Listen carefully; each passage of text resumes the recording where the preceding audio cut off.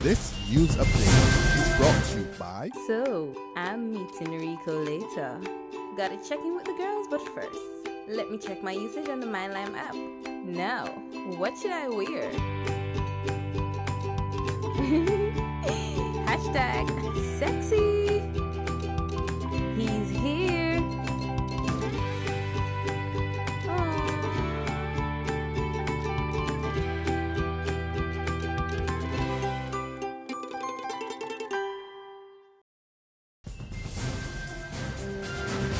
Welcome to the Barbados Today Evening Update. It's Wednesday, May 20th. So glad you can join us. I'm Fernella Wedderburn.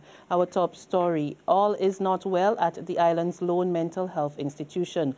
And the top brass of the National Union of Public Workers, the bargaining agent for some of the staff at the Psychiatric Hospital, say they will be writing to the institution's director, seeking a meeting on the issue. Following a tour of the Black Rock facility this afternoon, NUPW President Akani McDowell told reporters that his executive was very concerned about what they saw. We just toured the facility, the executive and myself, and we identified some concerns. We now have to meet with the director to make sure that those concerns are rectified. But clearly there needs to be a meeting so that the nurses and any NUPW staff, could feel comfortable at work. Because I would understand why persons will be uncomfortable, basically because of the things that we just saw. I don't want to go into detail. I think it is fair though that we must give the director a chance to explain himself, and then we can always report back to the media and say, well, hey, this is what we want to do. But the NUPW is all about maintaining a cordial relationship with management so long as our members are comfortable. The NUPW's tour came just hours after a similar one by Acting Health Minister Michael Lashley this morning, but McDowell says the two are not related. However, Barbados Today understands that the tours were conducted following reports of serious concerns raised by staff and patients about the state of the hospital. The autopsy on the body of 12-year-old Shamar Weekes has been delayed yet again. Barbados Today understands that the forensic pathologist, who was scheduled to arrive in the island this morning from Trinidad, reportedly missed his flight. The procedure is now expected to take place tomorrow. Yesterday, the Queen Elizabeth Hospital's clinical pathologist abruptly halted the procedure, a decision Assistant Commissioner of Police responsible for crime management and investigations, Mark Thompson, said was taken because officials believed a more scientific approach, which is not available in Barbados, should be employed. At least 3,000 cruise visitors who arrived in Barbados this morning on the Carnival Liberty were inconvenienced by a go-slow by custom guards at the Bridgetown Port. The action, which was threatened since last week, resulted in a backup of traffic in and out of the port, including the cargo area. The officers are raising concern over the planned transition of the Custom and Excise Department into the Barbados Revenue Authority by July 1. Up to last week, they said they were still lacking key information and still didn't know if they still will have their jobs. The Employment Rights Tribunal today officially began hearings at the labor offices in Warrens after a year delay. Emmanuel Joseph has those details. After more than a year of waiting, the reconstituted Employment Rights Tribunal began hearing its first case this afternoon at the Labor Department Warrens Office Complex. The case now being heard is the September 20th, 2013 termination of Joel Leacock, who was employed by the accounting firm of KPMG as business advisor in transactions and restructuring. His attorney, Joel Garner, is asking the tribunal to reinstate Leacock, arguing that he was unfairly dismissed. But attorney for KPMG, Sharika Mohammed Cumberbatch, has submitted to the 7-member tribunal that Leacock's dismissal after just under 2 years of service was justified. Mohammed said her client is basing their decision to fire Leacock on the grounds that his performance was poor, he spent too much time to complete critical tasks, his ability to multitask was below par, and his attitude to ongoing reviews of his performance was one where he felt he knew everything and didn't correct the areas which his managers told him needed improving. Leacock is being cross-examined by Mohammed Cumberbatch. Emmanuel Joseph from the Employment Rights Tribunal here at the Warren's Office Complex to Barbados today. Thanks, Emmanuel, and the hearings have been adjourned until May 22. There's regional and international news after this short break.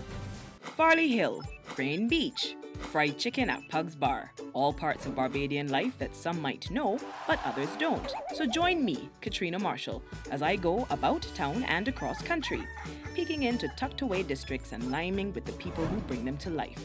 About town and across country, coming soon to Barbados Today, news you can trust.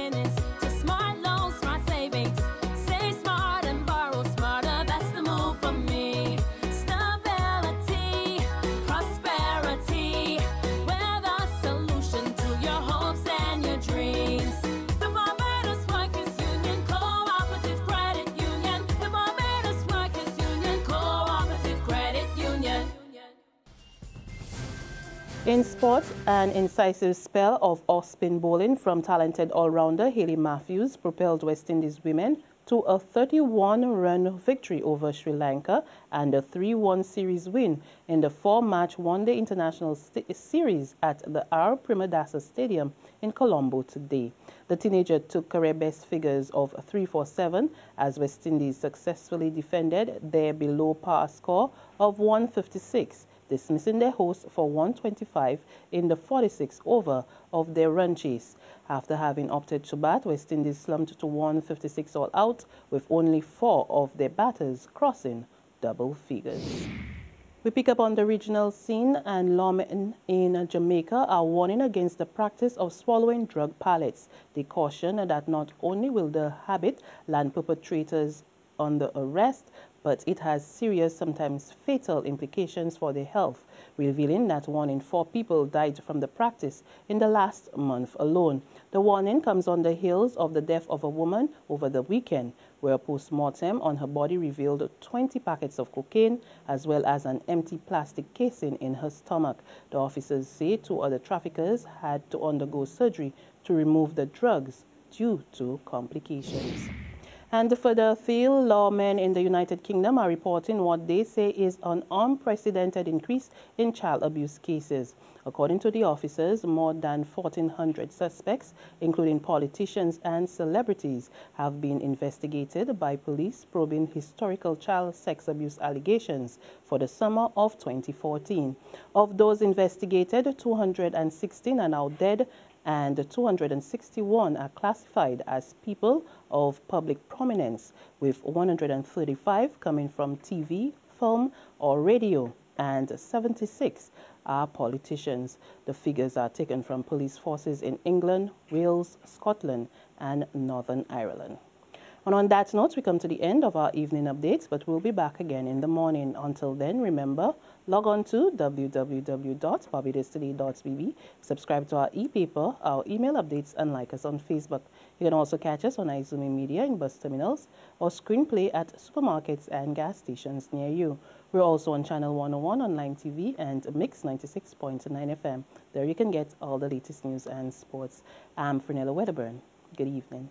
This news update is brought to you by... So, I'm meeting Rico later. Gotta check in with the girls, but first, let me check my usage on the MyLime app. Now, what should I wear?